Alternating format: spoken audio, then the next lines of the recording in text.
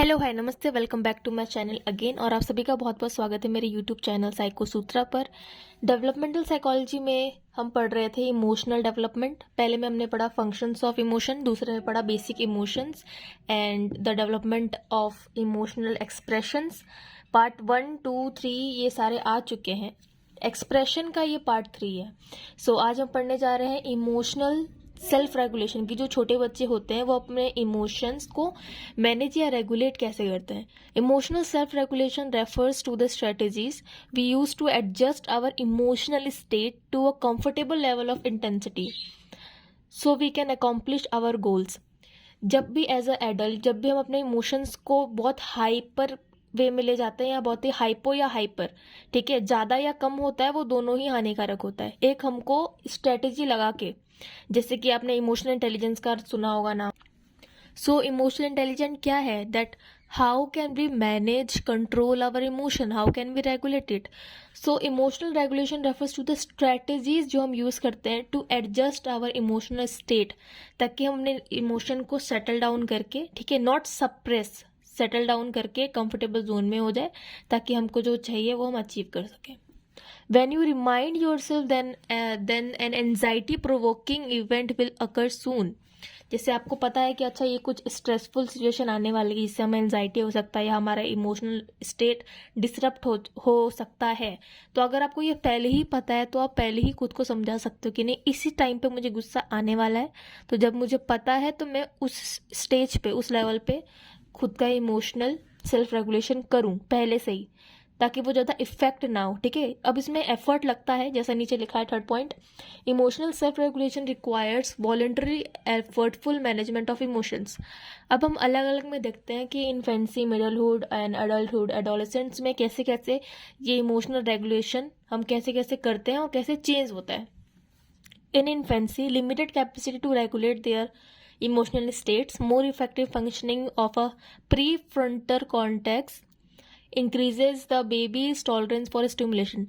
जितना छोटा बच्चा होता है इन्फेंसी, जो कि न्यू बॉर्निंग होता है, 1, 2, 3 या 4 महीने का जो बच्चा होता है, उसमें सबसे कम कैपेसिटी होती है इमोशनल स्टेट्स का, ठीक है, को रेगुलेट या कुछ कंट्रोल करने के लिए, क्योंकि उन्होंने अभी इमोशनल मैनेजमेंट सीखा ही नहीं है। क्योंकि वो बच्चे हैं, वो रोएंगे भी तो एक्सट्रीम रोएंगे, हंसेंगे तो एकदम मस्त अच्छे मूड में रहेंगे, ठीक है। By 2 to 4 months, the caregivers built on the capacity by initiating face-to-face play and attention to objects। जो 2 से 4 मंथ के जो बच्चे होते हैं, जब केयरगिवर्स उनके साथ खेलते हैं या फेस टू फेस इंटरेक्शन करते हैं, तब वो उनका अटेंशन ग्रैब करने की कोशिश करते हैं। By 4 to 6 months, the ability to shift attention and engage in self-soothing helps infants control emotion। जो 2 से 4 महीने के बच्चे थे, उनको उनके केयर गिवर्स के साथ फेस टू फेस इंटरेक्शन करवा रहे थे, वो किसी और के साथ खेल रहे थे, लेकिन बाय द एंड ऑफ या by the starting of 4 to 6 months वो खुद का अटेंशन शिफ्ट कर लेते हैं और खुद के साथ ही खेलते रहते हैं। Infants whose parents read and respond continuously. अच्छा, ये तो आप, मैंने नोट्स दे दूंगी, ये पढ़ लेना, मैं इसका मतलब समझा देती हूँ। अगर कोई पेरेंट्स है और वो छोटे बच्चों को पढ़ना लिखना सिखा रहे हैं, वो अगर वो एक अच्छे मूड से, अच्छा इमोशन फेस पे लेके, अच्छा एक्सप्रेशन फेस पे लेके, विद हैप्पीनेस और कंपैशन और प्लेजरेबल अगर इमोशन उसमें इवोक करके करे, तो बच्चा पढ़ेगा और गलती भी करेगा तो वो समझेगा कि अच्छा ये गलत है, मुझे ये सुधारना है, ना कि उससे डरेगा। In contrast, parents who responds impatiently, जो गुस्सा हो जाते हैं कि अरे इसको ये नहीं आ रहा, 10 बार मैंने ABCD सिखा दी, इसको ये अभी तक A भी नहीं आया इसको, वो बच्चा आगे चल के क्या होगा? Extremely agitated and intensely distress, ठीक है। अब vocabulary for a talking about feelings are like happy, love, surprised, scary, yuck, mad develops rapidly after 18 months। But the toddlers are not yet good at using language to manage their emotions. वो भाषा का उपयोग नहीं कर पाते हैं खुद के भावनाओं को मैनेज करने के लिए, ठीक है, ढंग से तरीके से करने के लिए। टाइम पीरियड क्या याद रखना? 18 मंथ, ठीक है। लेकिन हाँ, उनको इतनी वोकेबलरी आ जाती है कि प्यार का मतलब क्या होता है, हैप्पीनेस क्या होती है, डरना या शॉक, सरप्राइज, ये सब क्या होता है, ठीक है। अब आता है temper tantrums. tends to occur because toddlers can't control their intense anger that often arises when adults reject their demands and particularly when they are fatigue और हंग्री। ये कब डेवलप होता है बच्चे में? जब बच्चे को कुछ चाहिए, ठीक है, कुछ चाहिए मतलब जेन्युइनली कुछ, अगर उनको भूख लगी और वो मांग रहे हैं कि मैं हंग्री हूँ या मैं थक गया हूँ या मुझे ये खाना है, और अगर उनके पेरेंट्स या कोई भी उनके आसपास जो केयर गिवर है कोई भी हो, वो उसको नहीं प्रोवाइड कर रहे हैं या कुछ गलत तरीके से एक्ट कर रहे हैं, तो उनमें टेंट्रम्स, उनको लगता है टेंट्रम कर रहा है और वो टेम्पर टेंट्रम्स में इन्वॉल्व हो जाते हैं। सेकेंड है अर्ली चाइल्डहुड। ये अर्ली चाइल्डहुड कब से स्टार्ट होता है? एज 2 से।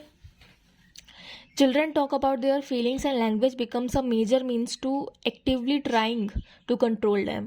ठीक है, जब बच्चा 2 साल तक होता है तो वो थोड़ा थोड़ा वोकैबुलरी, थोड़ा थोड़ा लैंग्वेज में डेवलप होने वाला होता है, और वो समझ जाता है कि अच्छा कोई सामने वाला अगर कोई ऐसा मुंह बना रहा है तो मतलब वो गुस्सा है, ठीक है, मतलब अच्छे से थोड़ा पहले से ज़्यादा इमोशंस को वो जान पाता है और कंट्रोल भी कर पाता है। By age 3 to 4 preschoolers verbalise a variety of emotional self regulation strategies by restricting sensory input, talking to themselves and changing their goals. By watching adults handle their own emotion and respond to those of others, preschoolers pick up the strategies। देखो, जो भी pre schoolers होते हैं या जो kindergarten में जाते हैं, जो छोटे बच्चे होते हैं, वो अपने आसपास के सराउंडिंग, चाहे पेरेंट्स हो, टीचर हो, कोई आसपास भैया दीदी हो, उन्हीं सब से सीखता है कि अच्छा ये रो रहे हैं तो इन्होंने खुद को इस तरीके से, या कोई बच्चा सामने रो रहा है तो मम्मी ने उस बच्चे को टॉफी दी या सर पे टैप किया या अपने पास बुला के लैप में बिठाया उसको, और उससे वो चुप हो गया, तो वो सामने वाले से देख के सीख रहा है। By watching adults handle their own feelings and respond to those of others, preschoolers pick up strategies for regulating emotions. warm patient parents who use verbal guidance, including suggesting and explaining strategies and prompting children to generate their own, strengthen children's capacity to handle stress.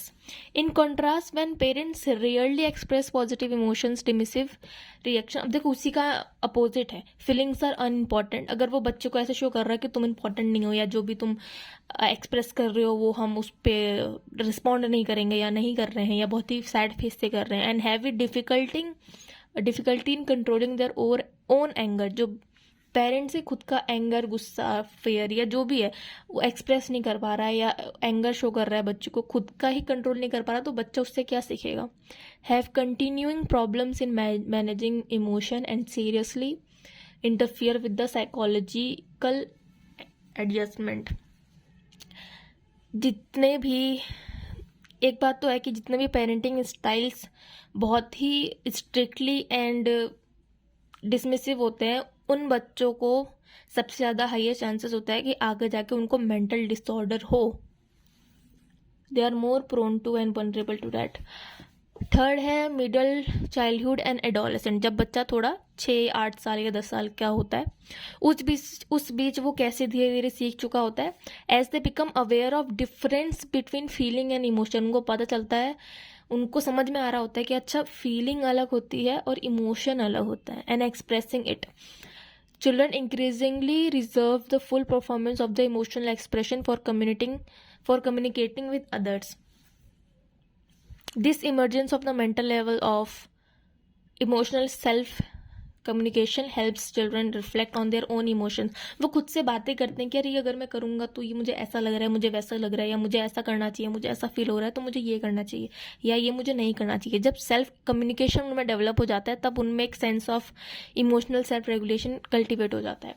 Eight the same time school age children include face new challenges in regulating negative emotions. Common fears of the school year include poor academic performance होगा, ठीक है, rejection by the classmates, the possibility of personal harm, खुद को भी वो harm करेगा, दूसरों को भी, ठीक है, threats to parental health and other media events. By the age of 10 वो 2 स्ट्रेटजीज अपनाने का सीख चुके होते हैं, ठीक है, 2 स्ट्रेटजीज फॉर मैनेजिंग इमोशंस। पहला है प्रॉब्लम सेंटर्ड कोपिंग, नाम से ही they appraise the situation as changeable, identify the difficulty and decide what to do about it. If problem solving does not work, they engage in emotion centred coping, नाम से ही देखो साफ साफ है, problem and emotion. Problem centre मतलब वो problem को देखते हैं कि अच्छा, वो मानते हैं कि इस प्रॉब्लम को हम चेंज कर सकते हैं, ठीक है। अब वो प्रॉब्लम में डिफिकल्टी क्या आ रही है वो फिगर आउट करते हैं और फिर डिसाइड करते हैं कि इसके बारे में क्या करना है। अगर इससे सोल्यूशन नहीं निकालता है फिर वो अपने इमोशन की तरफ जाता है कि अगर हम इसको बदल नहीं सकते तो अपने इंटरनल स्टेट को ही चेंज कर ले ताकि हमको ज़्यादा इफेक्ट ना पड़े, या जब हो तो हम उसको हैंडल कर पाए, क्योंकि हमको पता था कि हमें ये प्रॉब्लम जब आएगी तो हमें इंटरनली इमोशनली हम अफेक्ट हो सकते हैं, ठीक है। Which is internal private and aimed at the controlling distress when little can be done about an outcome. When emotional self-regulation has developed well, young people acquired a sense of emotional self-efficacy, a feeling of being in control of their emotional experience. This fosters a favorable self-image and an optimistic outlook which help them face further emotional challenges in their life. Acquiring emotional display rules. ये क्या होता है? All societies have emotional display rules, कि हम एक society के अंदर रह रहे हैं तो कुछ set of number of norms and rules होते हैं। हम हर जगह अपना इमोशनली हम उसको एक्सप्रेस नहीं कर सकते हैं। सोसाइटी एक सर्टेन वे में चाहती है कि तुम इस वे में अपना इमोशन एक्सप्रेस करो, इतना ही करो। Where, when and how it is appropriate to express emotion. The known sex difference, female as emotionally expressive and male as emotionally controlled, is prompted at the tender age because of its greater social pressure to suppress emotion. Society में क्या देखा जाता है कि female तो emotionally expressive होती है, वो एक्सप्रेस कर देती है, रो भी देती है कभी कभी सोसाइटी में, लेकिन मैन इमोशनली कंट्रोल्ड होता है और उसको ऐसे देखा जाता है कि वो इमोशनली ज़्यादा एक्सप्रेसिव नहीं होता है, नहीं ना हो। फिर आता है सोशल रेफरेंसिंग। सोशल रेफरेंसिंग वो बच्चे काफ़ी करते हैं, खास करके स्कूल वाले, कि अच्छा मैंने ना ये काम किया तो अब वो सारे टीचर को देखेंगे कि अच्छा ये टीचर का मेरे प्रति, या मैंने ये किया तो मेरी मम्मी क्या बोल रही है, मेरे पापा क्या बोल रहे हैं, ठीक है, या मेरे टीचर्स या मेरे दोस्त क्या सोच रहे हैं इस बारे में, मैंने कुछ भी किया। उसको बोलते हैं सोशल रेफरेंसिंग।